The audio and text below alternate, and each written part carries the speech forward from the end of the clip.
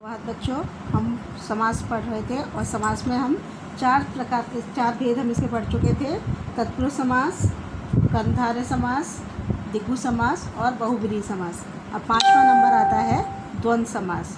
द्वंद्व समास की परिभाषा देखते हैं पहले। जिस समास पद में दोनों पद समान हो वहाँ द्वंद्व समास होता है।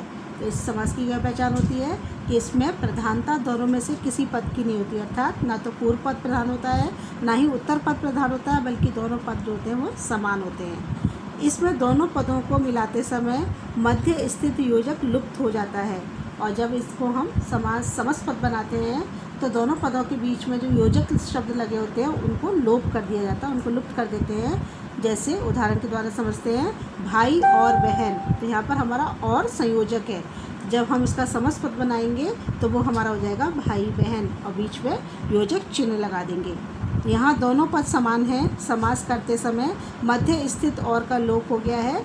तो ये देखा हमने समास में क्या होता है कि जब हम इसका समस्त पद बनाते हैं तो बीच के योजक को हम हटा देते हैं और उसकी जगह हम योजक चिन्ह लगा देते हैं। चलिए और उदाहरण से उसको अच्छी तरह से समझेंगे।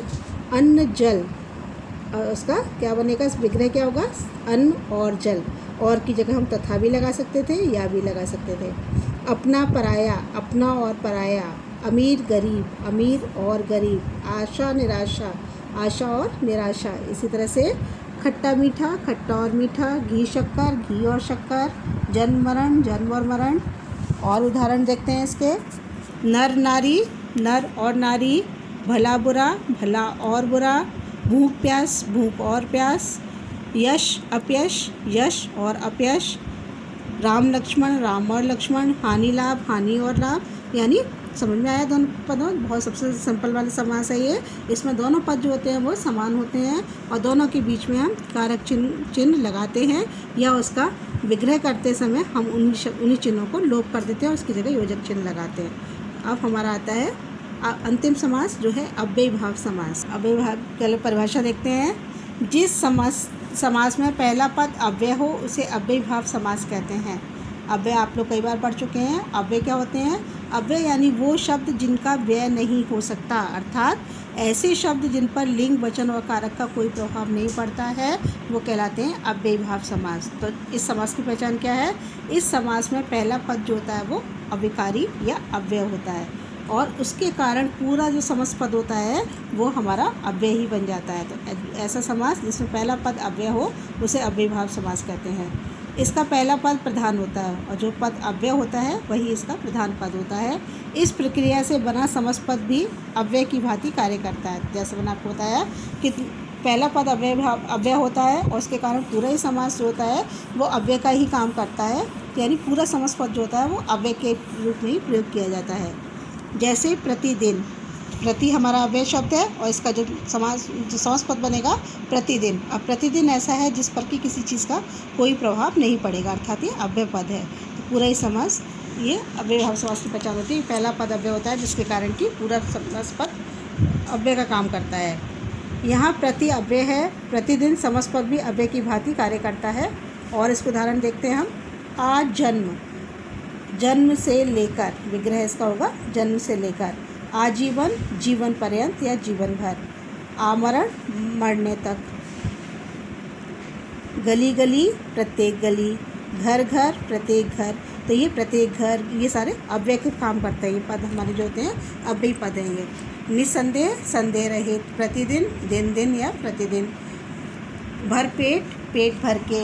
यथा नियम, नियम के अनुसार। यथा विधि, विधि के अनुसार।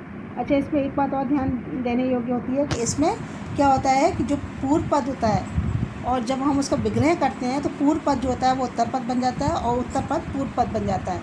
देखिए इसमें प्रतिवर्ष, लेकिन ये हर एक समास में नहीं होता, कुछ शब्दों में ही होता है। देखिए प्रतिवर्ष तो हम वर्ष भर भी कह सकते हैं। इसी तरह भर पेट, पेट भर के। यथा नियम, नियम के अनुसार। यथा मति, मति के अनुसार। यानी हमारा जो पूर्व पद है वो हमारा जो उत्तर पद है वो हमारा पूर्व में आ रहा है, तो ये पूर्व पद उत्तर हो जाता है और उत्तर पद पूर्व पद बन जाता है। तो ये इस तरह से अव्ययी भाव समास होता है। अब देखिए एक हम पहले भी पुरानी क्लास में पढ़ चुके हैं, संधि।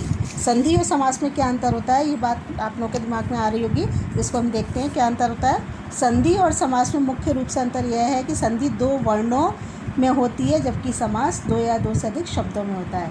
वर्ण और शब्द का अंतर आप लोग सब समझते ही हैं। वर्ण यानी अल्फ़ाबेट या तो, और जो वर्ड होता है वो शब्द होता है। तो जब संधि क्या होती है, संधि में 2 वर्णों का मेल होता है, 2 अक्षरों का मेल होता है, जबकि समास में क्या होता है, 2 शब्दों का मेल होता है। तो मुख्य अंतर क्या है कि संधि वर्णों के मेल को कहते हैं और समास शब्दों के मेल को कहते हैं। संधि शब्दों को तोड़ने की क्रिया को विच्छेद कहते हैं और समास पदों को तोड़ने की क्रिया को विग्रह कहते हैं। और दूसरा अंतर यह है कि जब संधि को हम अलग करके लिखते हैं तो उसको विच्छेदन कहलाता है, क्योंकि हम उसको तोड़ के लिखते हैं उस शब्द को, जबकि यहाँ पे विग्रह करना यानी अलग करना होता है, 2 शब्दों को अलग अलग करना होता है। तो सबसे मुख्य अंतर जो है दोनों चीज़ों में यही है कि संधि में वर्णों का मेल होता है या वर्णों का विच्छेदन होता है, जबकि समास में शब्दों का मेल या विच्छेदन होता है। चलिए, तो ये हमारे समास ख़त्म हो गए। फिर से एक बार पूरा देख लेते हैं क्या क्या हमने पढ़ा था। समास की परिभाषा पढ़ी थी कि जब 2 या 2 से अधिक शब्दों को एक साथ मिलकर लिखा जाता है तो उसको समास कहते हैं, और जब उन्हीं शब्दों को अलग अलग करके लिखा जाता है तो समास विग्रह कहलाता है वो। और हमने पढ़ा था आगे पढ़ा था समास के भेद पढ़े थे, क्या क्या होते हैं। समास के मुख्यतः 6 भेद होते हैं। तत्पुरुष समास, कर्मधारय समास, द्विगु समास, बहुब्रीहि समास, द्वंद्व समास और अव्ययीभाव समास। तत्पुरुष समास की विशेषता होती है, तत्पुरुष समास में पूर्व पद और उत्तर पद में दोनों के बीच में कारक चिन्हों का लोप रहता है। और कारक चिन्ह कौन कौन से होते हैं, 8 प्रकार के कारक चिन्ह नहीं आते हैं। कर्ता कारक और संबोधन कारक को छोड़कर बीच के जो 6 कारक चिन्ह होते हैं उन्हीं शब्दों को लगाया या हटाया जाता है, और उन्हीं शब्दों के अनुसार इसका नाम होता है। जिसमें कि पहला था हमारा कर्म तत्पुरुष कारक। कर्म तत्पुरुष में को, जैसे कर्म का साइन हमें पता है को होता है, तो को हटाया या लगाया जाता है। फिर अगला था करण तत्पुरुष, करण का साइन होता है से, तो से शब्द को लगाया या हटाया जाता है। अगला था हमारा संप्रदान तत्पुरुष, जिसका साइन होता है के लिए, तो इसमें हम के लिए शब्द को लगाते या हटाते हैं। अगला था हमारा अपादान तत्पुरुष, जिसका साइन होता है से, अलग होने के सेंस में, इसमें हम से शब्द का प्रयोग करते हैं बीच में। फिर था संबंध तत्पुरुष, संबंध तत्पुरुष काके की रारेरी, इसको हम लगाते या हटाते हैं। और अंतिम था हमारा अधिकरण तत्पुरुष, जिसका साइन होता है में या पर, इसमें हम में या पर शब्द को लगाते या हटाते हैं। तो दूसरा हमारा समास था कर्मधारय समास। कर्मधारय समास में दोनों पदों के बीच में विशेषण विशेष या उपमेय उपमान का संबंध होता है, जिसमें कि पहला पद जो होता है वो गुणवाचक विशेषण का काम करता है। विशेषण विशेषण दोनों होते हैं, पहला पद विशेषण होता है लेकिन गुणवाचक विशेषण होता है। तो कर्मधारय समास में जितने भी गुणवाचक विशेषण के पद आते हैं वो हम इसमें लेते हैं। अगला था द्विगु समास। द्विगु समास की पहचान भी यही है कि इसमें दोनों पदों के बीच में विशेषण विशेषण का संबंध होता है, लेकिन अंतर ये होता है कि कर्मधारय समास में पहला पद गुणवाची विशेषण होता है, जबकि द्विगु समास में पहला पद जो होता है वो संख्यावाची विशेषण होता है। फिर था बहुब्रीहि समास, ये भी विशेषण विशेष्य पर आधारित है। इसमें दोनों की समानता साथ में काम करती हैं।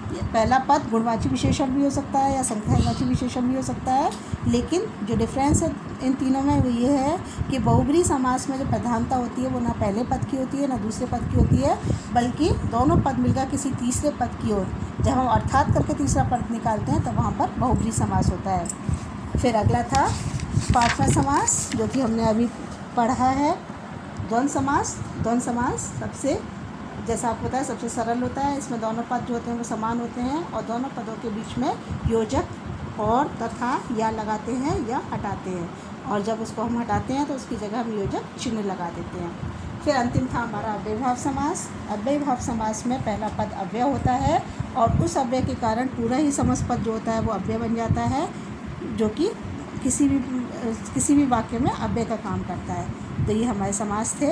आप इसको और पढ़ेंगे अच्छे से, और हालांकि पिछली कई क्लासों से पढ़ते आ रहे हैं, 6 क्लास से शुरू हो जाते हैं समास हमारे, वहाँ से पढ़ते आ रहे हैं, लेकिन फिर भी और आप प्रयास कीजिए और पढ़िए।